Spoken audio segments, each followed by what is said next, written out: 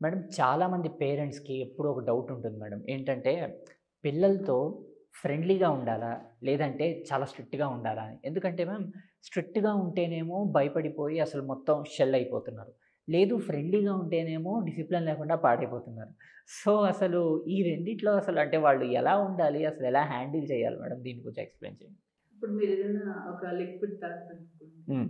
మీరు విపరీతమైన హాట్ తాగుతారా? బాగా చల్లగా తాగుతారా? మీడియమే తాగుతాను. కదా! అంతే. అంతే. మీడియం తాగినప్పుడే మీ గొంతు దాన్ని యాక్సెప్ట్ చేసుకుంటది. ఎగ్జాక్ట్‌లీ. అంటే చల్లని ఐస్ గడ్డ తినడానికి మీరు చాలా కష్టపడతారు. అవును. కొరుకు తినలేరు. అవును. అలాగే బాగా మరుగుతున్న వస్తువు ఏదైనా డైరెక్ట్‌గా మీరు తీసుకోలేరు. అవును. అంటే ఒక మీడియం అనేది ఇప్పుడు కూడా మీడియం ఒక ఒక మధ్యస్థ హ్మ్. విధానం అనేది ఎప్పుడు మంచిది. కరెక్ట్. కరెక్ట్. మనము అతిగా ఉష్ణాన్ని మన శరీరం యాక్సెప్ట్ చేయదు. యాక్సెప్ట్ చేసేసి. అతిగా ఉన్న శీతల స్థితిని కూడా యాక్సెప్ట్ చేయలేదు. అవును. అతి ఎక్కువ చల్లగాను మనం భరించలేము. అవును. ఎక్కువ వెచ్చదనం భరించలేము. అవును. అలాగే ప్రతి పిల్లల్లో కూడా ఏదైనా టూ మచ్ లిమిట్స్ హ్మ్. దాటితే వాళ్ళు దాన్ని యాక్సెప్ట్ చేయలేరు.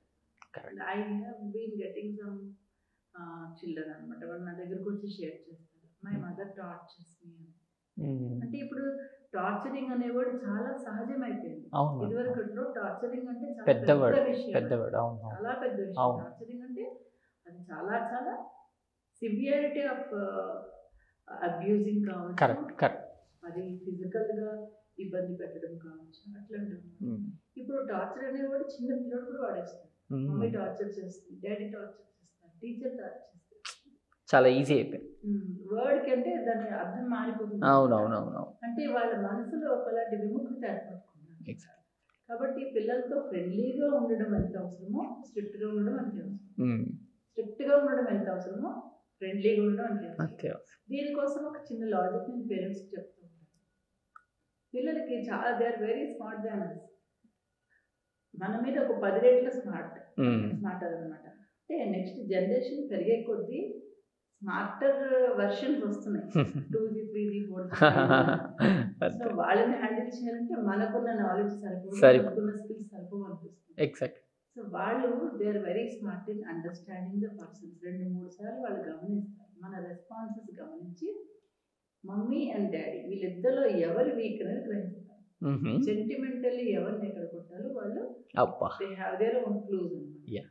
ఈ విషయానికి ఎవరిని అడగాలో వాళ్ళని అడుగుతారు.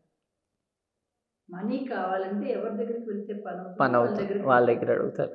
సపోజ్ దాన్ని అడ్డు చెప్పేవాళ్ళు అక్కడ ఉంటే ఇంకా ఆ టైంలో వాళ్ళు సైలెంట్ అయిపోతారు. ఏదో అడగబోయి ఆపేస్తారు. అంటే ఆ క్లూ పేరెంట్స్ వాళ్ళకి ఇచ్చినట్టే కదా! కరెక్ట్. కరెక్ట్. కరెక్ట్. అంతే.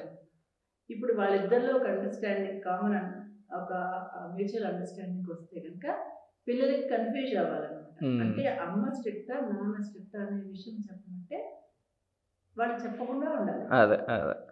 కొన్నిసార్లు అమ్మ స్ట్రిక్ట్‌గా ఉంటది. కొన్నిసార్లు నాన్న స్ట్రిక్ట్‌గా ఉంటారు. హ్మ్.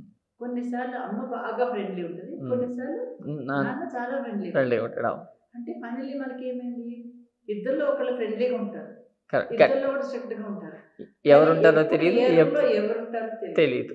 Exact. Thought confusion should be created to them. Exactly. సమస్య వచ్చినప్పుడు ఆ సమస్య చెప్పినప్పుడు పాజిటివ్‌గా వినడానికి ఒకరు కాకపోతే ఒకరు ఉంటారనే ధైర్యం ఉంటది. అట్ ద సేమ్ టైమ్ ఏదైనా ఒక తప్పు చేసినప్పుడు ఈ విషయం మా కరెక్ట్. పేరెంట్స్‌లో యాక్సెప్టెన్సీ ఉంటది. హ్మ్. ఇలా నేను చేయకూడదు. స్కూల్ బంక్ చేసి సినిమాకి వెళ్ళకూడదు. అవును. లేకపోతే టీచర్‌కి ఏదో ఒకటి చెప్పు. ఇలా అన్నీ వాళ్ళకి తెలుస్తాయన్నమాట.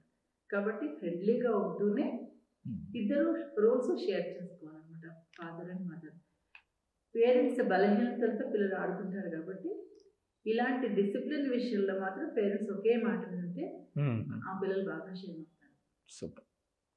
సో, ఈ చిన్న టెక్నిక్ ఫాలో అయితే ఖచ్చితంగా పిల్లల్ని డిసిప్లిన్‌లో పెట్టొచ్చు. అలాగే ఫ్రెండ్లీగా, స్ట్రిక్ట్‌గా 2 మిక్స్ చేసుకుంటూ ఉంటే అప్పుడు కరెక్ట్‌గా ఉంటుంది. మీరు గమనించండి కొన్ని కొన్ని సార్లు పిల్లలు మీకు క్వెషన్ ఏస్తారు. ఇదివరకు ఇట్లా బాగా అడిగేవాళ్ళు ఈ క్వెషన్. ఈ మధ్య కాలం తగ్గించారు.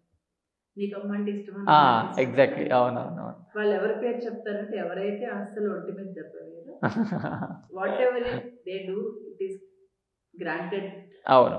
By someone. వాళ్ళు వాళ్ళదే ఏమి చేసినా ఏమి అనని వాళ్ళు వాళ్ళకి ఇష్టపడతారు. ఇష్టపడతారు. కరెక్ట్. కరెక్ట్. కాబట్టి ఆ ఇంప్రెషన్ వాళ్ళలో ఉండకూడదు. ఎగ్జాక్ట్‌లీ. హ్మ్. కాబట్టి నాకు ఇద్దరు అంటే ఇష్టం అని చెప్తారు కొంతమంది పిల్లలు చాలా పిల్లలు.